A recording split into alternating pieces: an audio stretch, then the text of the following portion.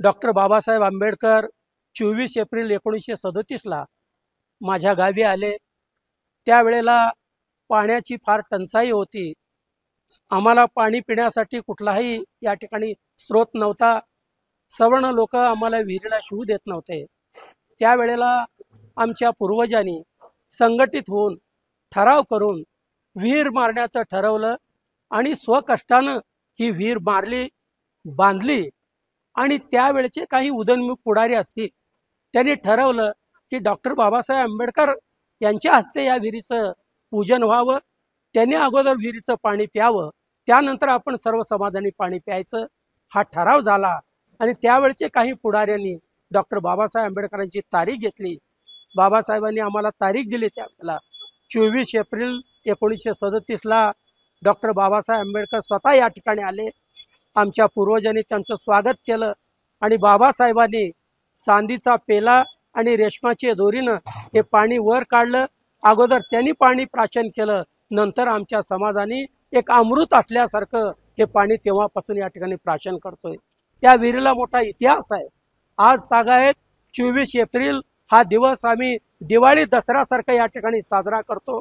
त्या दिवशी बाबासाहेबांची मिरवणूक गावातून मोठ्या अभिमानानं आम्ही काढतोय आणि सर्व आम्ही समाज बालगोपाळ एकत्रित होऊन सामूहिक पद्धतीनं या ठिकाणी जेवणाचा कार्यक्रम करतो।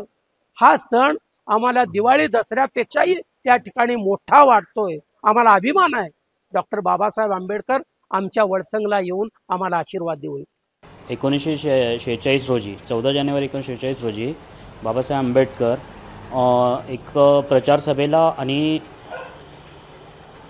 एक वसतिगृहाच्या उद्घाटनासाठी आपल्या इथं उपस्थित झाले होते आणि आपल्या इथं त्यांनी मुक्काम केला होता आपल्या घरी येऊन इथं। तर त्यांच्या वेळेस त्यांनी ज्या वापरलेल्या सगळ्याच वस्तू आहेत, पण त्यांच्या आठवणीतल्या वस्तू म्हटलं तरी ही आरामदायी चेअर एक आहे आपल्याकडे आणि त्यांनी वापरलेल्या भांडे जे जे ज्याच्यात त्यांनी नाश्ता वगैरे केला आहे आणि चहा वगैरे घेतला होता त्यावेळेस त्यांनी, तर त्या वस्तू इथं आपण जतन करून ठेवलेल्या आहेत। आणि त्यावेळेस आमचे आजोबा हनुमंतू सायांना गाड म्हणून ते इथं म्हणजे फेमस होते।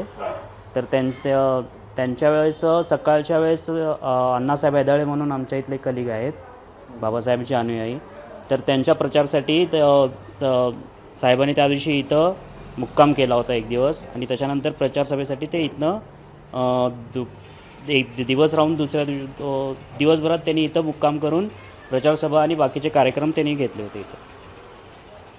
काय वाटतं हे सगळं तुम्हाला तुमच्या घरात आहे? आता आम्हाला खूप छान वाटतं ते। आम्ही आता जतन करून ठेवतो, जसं आम्हाला आमच्या वडिलांनी म्हणजे वडीलधारे काका वगैरे यांनी सांगितलं आम्हाला की असं असं आहे। आणि आमचे जे शेजारी वगैरे आहेत ते पण खूप आम्हाला असं अभिमान वाटतो आम्हाला या विषयाचा की आम्ही इथं स्थायी आहे। आम्ही इथं येणाऱ्या पिढीला काय संदेश द्याल तुमचा? येणाऱ्या पिढीला बाबासाहेबांनी जे संदेश दिला आहे, शिका, संघटित व्हा, संघर्ष करा, हाच माझा संदेश असेल येणाऱ्या पिढीला की शिक्षण हे खूप गरजेचं आहे। आजकालची पिढी शिक्षणाच्या व्यतिरिक्त भरकटत चालली आहे, ती एकत्र यावं शिक्षणामध्ये। एबीपी माझा, उघडा डोळे बघा नीट।